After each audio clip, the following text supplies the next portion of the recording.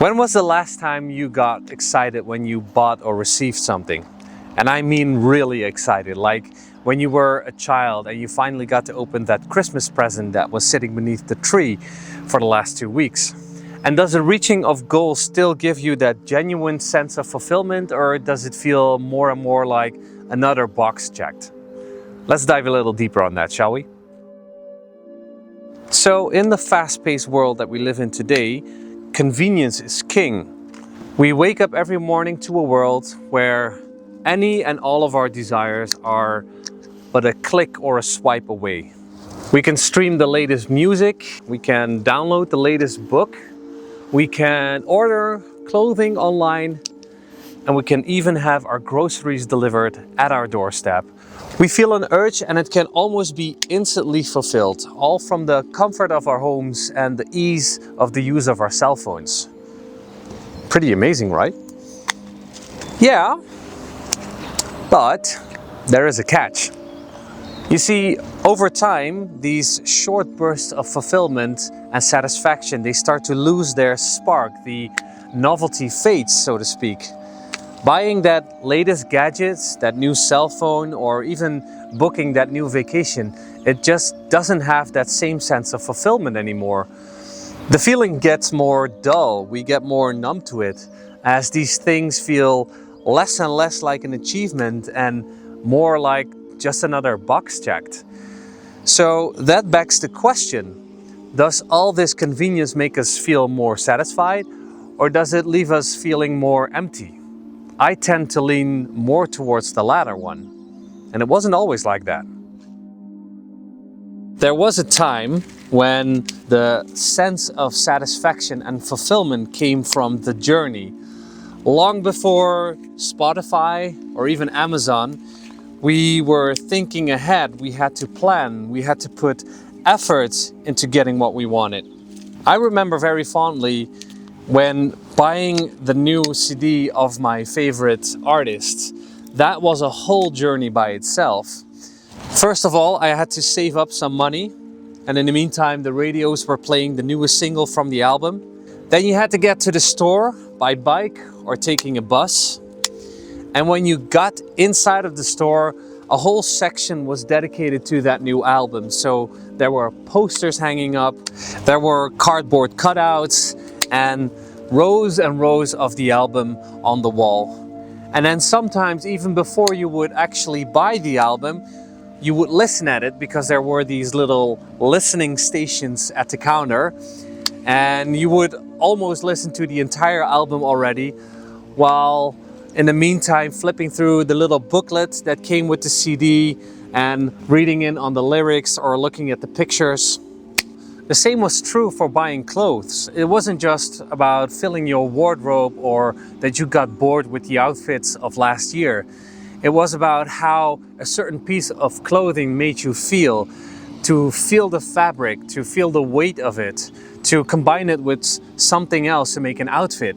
Maybe even debating it or discussing it with a friend or relative who was also on the hunt for something new. The sense of satisfaction wasn't instant, it was through the journey and the anticipation and the experience. This whole experience brought something else with it, and that is mindfulness.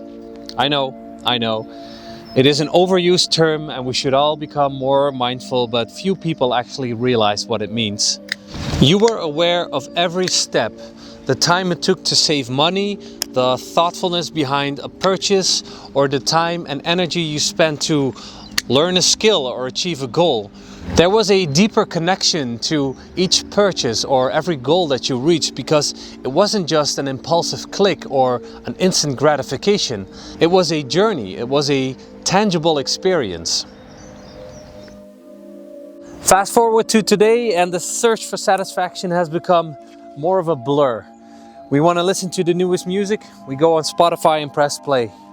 You want to shop for some new clothes, you order them online and they get delivered to your door, only to find out that 3/4 of the clothes don't fit, or they don't really look like they did on the pictures, and now you have to deal with the irritation and the hassle of sending all of those clothes back.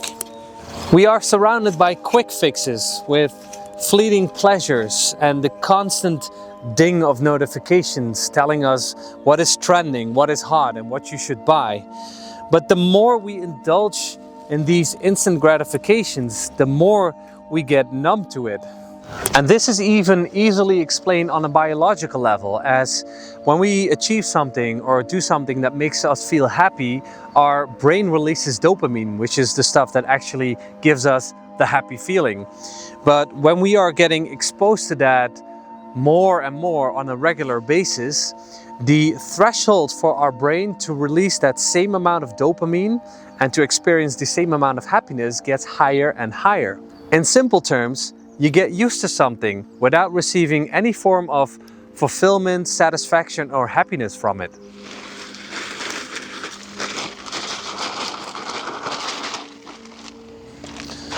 There is a way to break the cycle and to rediscover that sense of long-lasting gratification and satisfaction by becoming more mindful, becoming more aware of that total process.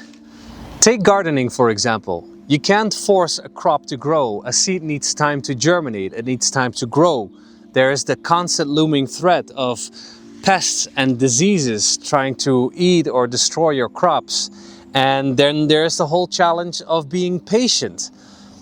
But when it is time to harvest a crop, the sense of satisfaction and even pride is so much greater, it's so much deeper.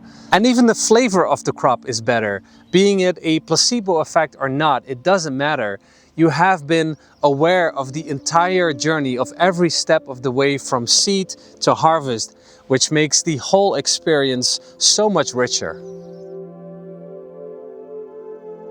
Now you might be like, well, that's all nice, but gardening isn't really for me, so how can I become more mindful in the things that I like to do in my life?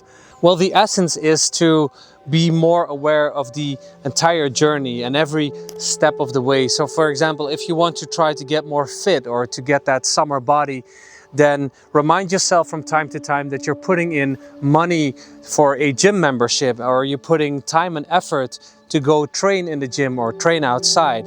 And every repetition on a machine gets you closer to your goal. If you want to start investing and want to build up a dividend portfolio, then do realize that yes, it's going to be a slow journey for the most of us, but every penny that you put in that dividend portfolio grows that dividend snowball as it starts rolling down the hill and it becomes unstoppable. And when you go on vacation, don't just do it to escape your day-to-day life. Don't just try to disconnect from the world and disconnect from your cell phone, but also try to reconnect with yourself and to see what happens when you're alone with your thoughts and not hear the ping of every notification from your phone. So be more mindful. Celebrate those little victories and little achievements that bring you closer to your goals, and savor the moment.